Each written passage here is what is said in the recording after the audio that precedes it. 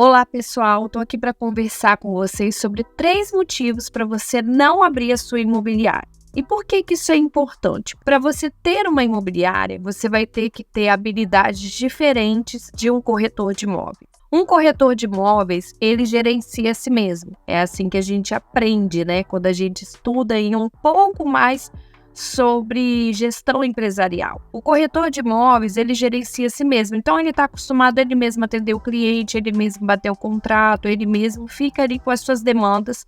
Mas, por vezes, o objetivo de se abrir uma imobiliária é crescer, né? Crescer como empresa, crescer como equipe e ter aí automaticamente mais rentabilidade no seu negócio. Só que isso nem sempre é possível ou é até melhor, porque você passa a depender de outras habilidades e você passa a ter, por vezes, se você não tiver essas habilidades e não estiver preparado, você não passa a ter mais dinheiro, você passa a perder dinheiro e também ter mais problemas. Então, eu vou dar 3 motivos para vocês. O primeiro deles é isso: você vai precisar ter habilidades diferentes. Então, o que te trouxe até aqui não vai definitivamente te levar mais adiante. E aí a gente precisa separar o que a gente tem de aluguel e venda, né? Se a sua imobiliária, por exemplo, trabalha só com venda, a dinâmica de aluguel é completamente diferente. A aluguel, pessoal, é uma empresa de risco e é uma administradora. Não é apenas uma imobiliária em que você fecha negócios. Geralmente, o perfil do corretor de imóveis é o perfil de uma pessoa comercial. E essa pessoa comercial, ela vai ter habilidades comerciais, que não são habilidades, por vezes, administrativas.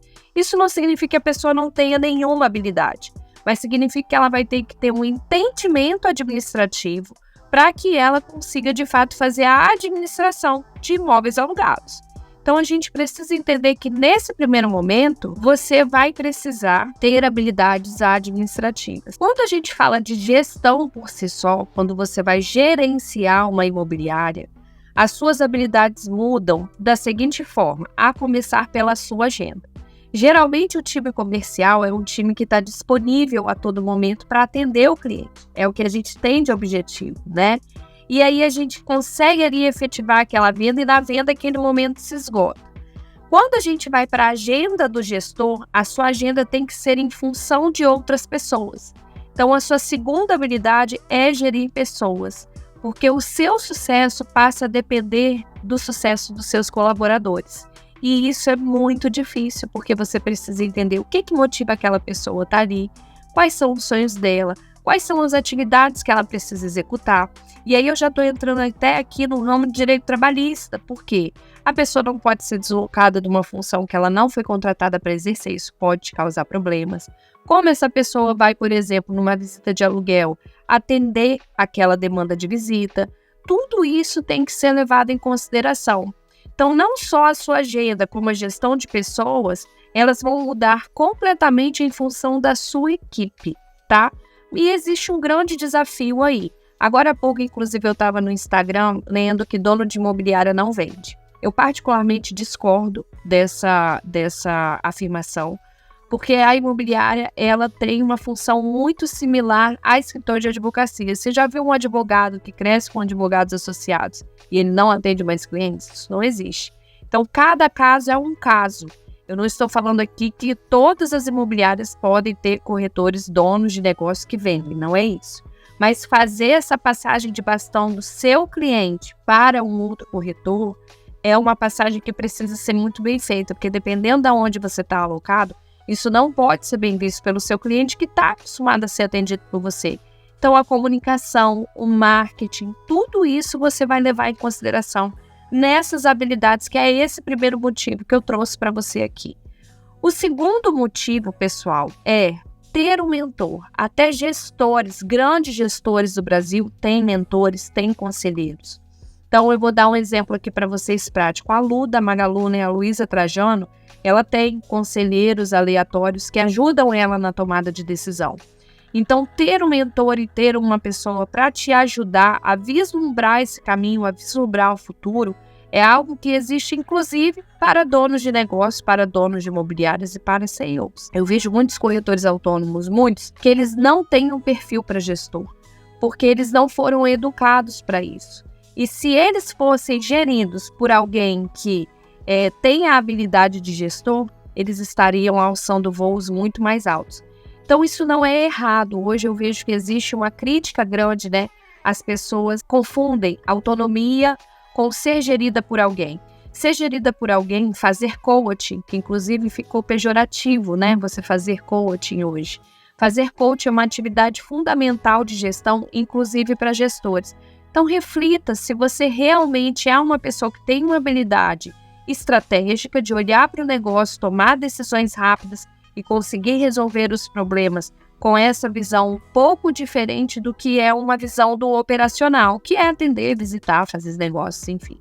Então, ter um mentor ou ter um gestor não é algo ruim, muito pelo contrário, é algo que vai ajudar você a destravar para te levar adiante em situações que você precisa vislumbrar e que por vezes você não vai conseguir vislumbrar sozinho, porque nem grandes gestores têm essa característica de olhar dessa forma, né? A gente precisa ter essa humildade para reconhecer as nossas limitações.